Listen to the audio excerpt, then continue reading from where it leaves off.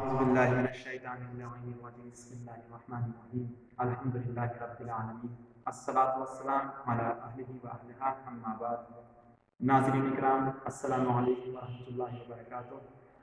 ناظرین، جیسے کہ آپ حضرات واقف ہے کہ ہمارا یہ گروپ فتویٰ آیت اللہ سستانی، اس کے اندر جو بھی چیز آئے گی وہ آیت اللہ سستانی کی صاحب کے مطابق آئے گی، اور آج ہم تقلید کا ذکر کریں گے اور خاص کر کے ان چیزوں کا ذکر کرتے رہیں گے کہ جن سے آپ ناآشنا ہیں اور آپ کے پیش نظر کرتے رہیں گے تاکہ آپ اس سے لطف اندوز ہو اور فائدہ حاصل کر سکیں۔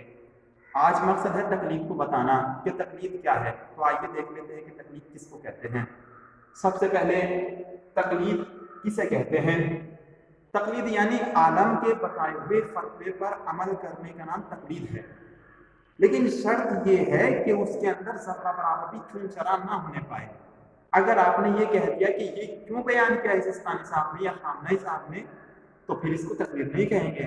تقلید کا مطلب ہے بغیر چون چرا کے اس بات کو قبول کرنا کہ جو عالم بتا رہا ہے، نمبر 1۔ اب دوسری بات کہ تقلید کس کی جائے؟ ایسے نہیں کہ ہر ایک کی تقلید ہو جائے گی، تقلید جس کی جائے اس کے اندر چند شرائط کا ہونا لازمی اور ضروری ہے۔ سب سے پہلے یہ ہے کہ انسان مرد ہو، یعنی عورت کی تقلید نہیں ہوتی۔ دوسری بات یہ ہے کہ بالغ ہو، اس کا مطلب یہ ہے کہ اگر بچہ شعوردار ہے اور اتنا علم حاصل کر لے کہ مجتہد کے درجے تک پہنچ جائے اور فائز ہو جائے تو بھی اس کی تقلید نہیں کی جائے گی جب تک کہ وہ بالغ نہ ہو جائے۔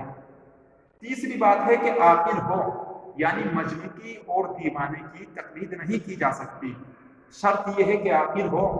اور چوتھی چیز ہے شیعہ اثنا عشری ہو۔ اکثر لوگ اس کے اندر شک کرتے ہیں کہ آیا کس کی تقلید کرنی چاہیے ہمیں کس کی نہیں، تو یاد رکھیے گا اس کے اندر سید زادہ اور غیر سید کی کوئی شرط نہیں ہے۔ اس کے اندر شرط یہ ہے کہ شیعہ اثنا عشری یعنی 12 امام یعنی 12 امام کا ماننے والا ہو۔ اس کے بعد ہے کہ حلال زادہ ہو، اس سے آپ بخوبی واقف ہیں۔ اور آخری ہے کہ زندہ ہو، یعنی مرے ہوئے کی تقلید نہیں کی جا سکتی، شرط یہ ہے کہ زندے کی تقلید کی جائے۔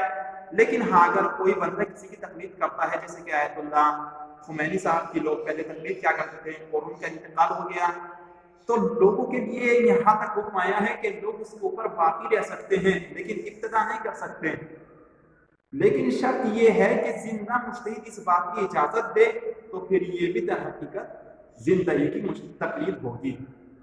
اور پھر اس سے آگے ایک بات اور ذکر کی جائے، وہ یہ ہے کہ اگر چند مجتہد عالم کا فتویٰ آپس میں ٹکرا رہا ہو تو ہمیں سب سے پہلے یہ دیکھنا ہے کہ علم ضبط کے اعتبار سے کون سا مجتہد عالم زیادہ رکھتا ہے۔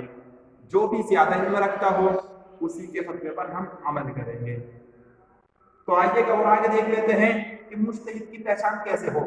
یہ بھی ایک سوال ہے کہ کس طریقے سے پہچان کر سکتے ہیں، تو اس کی 3 شرطیں ہیں۔ سب سے پہلے کہ انسان خود اتنا علم رکھتا ہو کہ مجتہد کو پہچان سکے، اور دوسری بات ہے کہ 2 عادل عالم گواہی دے، شرط رکھی گئی ہے عادل اور عالم کی، جھوٹے نہ ہو، عادل بھی ہو اور عالم بھی ہو جو سچ بولتے ہو۔ اور تیسری بات ہے کہ بہت سے علماء کرام گواہی دیں۔ اور دوسری چیز کے اندر ایک چیز اور انہوں نے ذکر کیا ہے کہ 2 عادل عالم گواہی دے لیکن اس کو کوئی نہ جھٹلائے، ان دونوں کو، شرط یہ ہے کہ ان دونوں کو کوئی نہ جھٹلائے۔ تیسرے بہت سے علماء کرام گواہی دیں۔ اچھا، مجتہد کا فتویٰ کیسے حاصل ہو؟